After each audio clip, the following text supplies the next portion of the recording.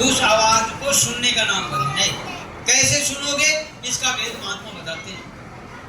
जब सतगुरु मिलेंगे ये तीन चीज बताएंगे, सुमरण ध्यान भजन। और ये सुमरण ध्यान भजन करके इस देश से, इस काल माया की नगरी से यहाँ से निकल के चल बस, इसलिए महात्मा और इसीलिए मनुष्य शरीर मिला। बड़े भाग मानुष तन पाया, बड़े भाग हो, भागशाली हो जो आपके मनुष्य शरीर मिला। सुर दुर्लभ, सुर कहते देवताओं को, जो देवताओं को नहीं मिल सकता वो आपको ये मनुष्य शरीर मिला।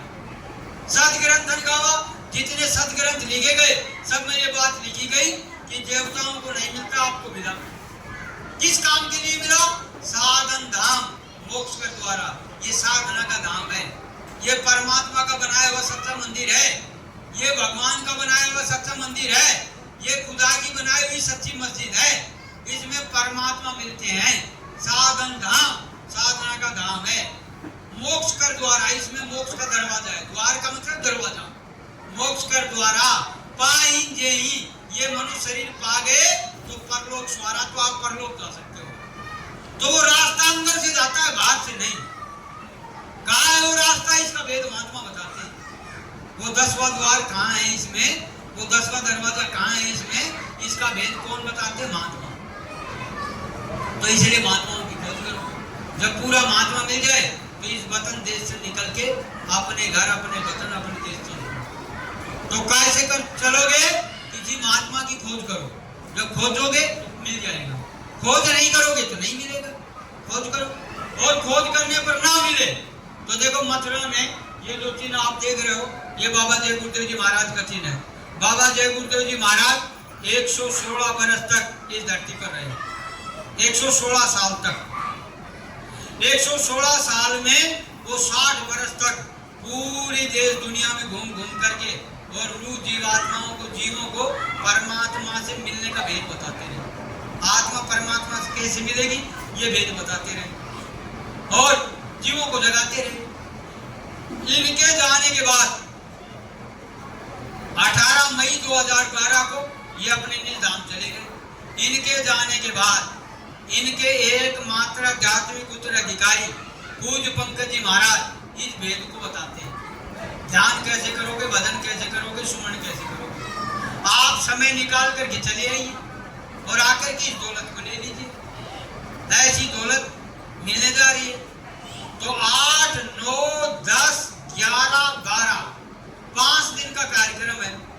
7वां महीना की 8 तारीख, 9, 10, 11, 12 जुलाई में गुरु पूर्णिमा का कार्यक्रम है।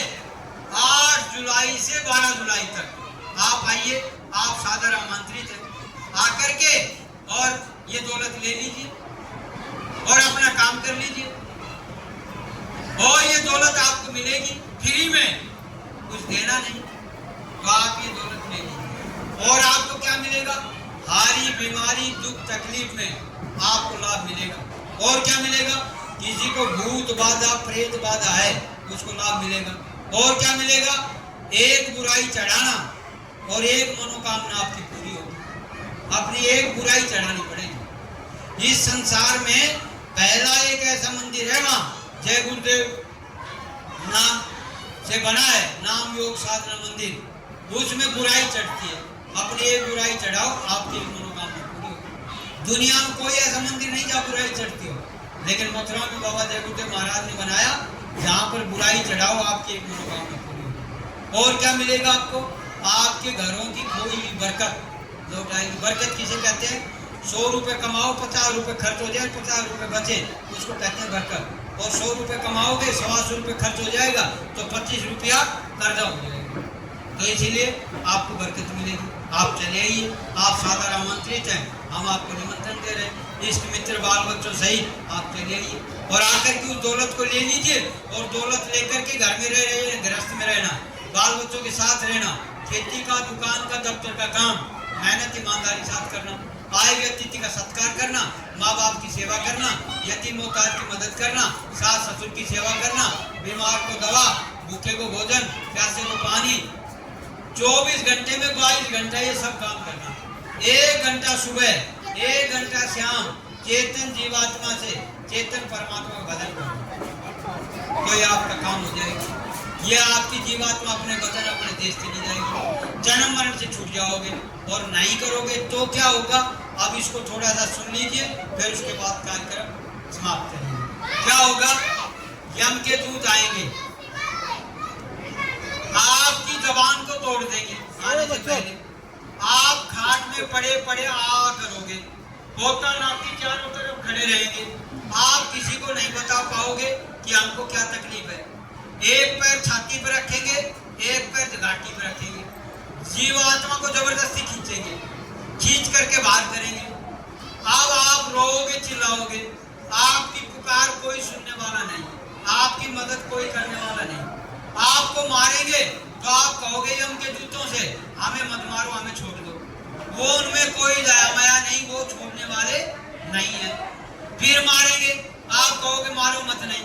जब कहेंगे देख तैने अपने पूरे जीवन में ये भूखे को भोजन कराया था, ये पुण्य तेरे खाते में मुझे दे दे, मैं छोड़ दूंगा। आप वो दे दोगे, वो फिर मारेंगे, फिर कहेंगे देख तने प्यासे को पानी पिलाया था, माँ तने सीवर लगाया था, ये तने धर्म किया था, ये तेरे खाते में मुझे दे दे, मैं छोड़ दूंगा। तो आप दे दोगे, फिर भी वो नहीं छोड़ेंगे, फिर मारेंगे। फिर आप कहोगे मारो मत नहीं, भूख लगी, प्यास लगी, खाना खिला दो, पानी पिला दो। तो यम के दूत कहेंगे अच्छा मुंह खोलो, तो आप मुंह खोलोगे, तो वह ऐसे कखार करके और आपके मुंह में थूक देंगे। उनके थूक में ऐसी बदबू है कि एक सलाई अगर इस धरती पर डाल दी जाए तो ये सारी धरती सड़ उठे। ऐसी दुर्गंध यम के दूतों के थूक में आती है। तो महात्माओं ने क्या कहा, वो तुम्हारे मुंह में थूकेंगे, ऐसी दुर्गंध आप टिक नहीं पाओगे। तो महात्माओं ने क्या कहा, ऐसी कुगत होगी सबकी जो नहीं धारे सतगुरु अब की, भक्ति भाव से जो नर चूके उनके मुख जम पल पल थूकते।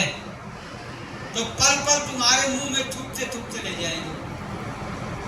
तो ऐसी दुर्गति वो करेंगे, ले जाकर के नरकों में डाल देंगे यम के दूत। तो महात्माओं ने क्या कहा, वहां जमपुर में नरक निवासा, वहां जमपुरी में तुझे नरकों में पड़ना पड़ेगा। ऐसे ऐसे नरक लाखों लाखों साल तक पड़े रहोगे, सड़ाए जाओगे, गड़ाए जाओगे, मारे जाओगे, काटे जाओगे। तो वहां जमपुर में नरक निवासा और यहाँ अग्नि में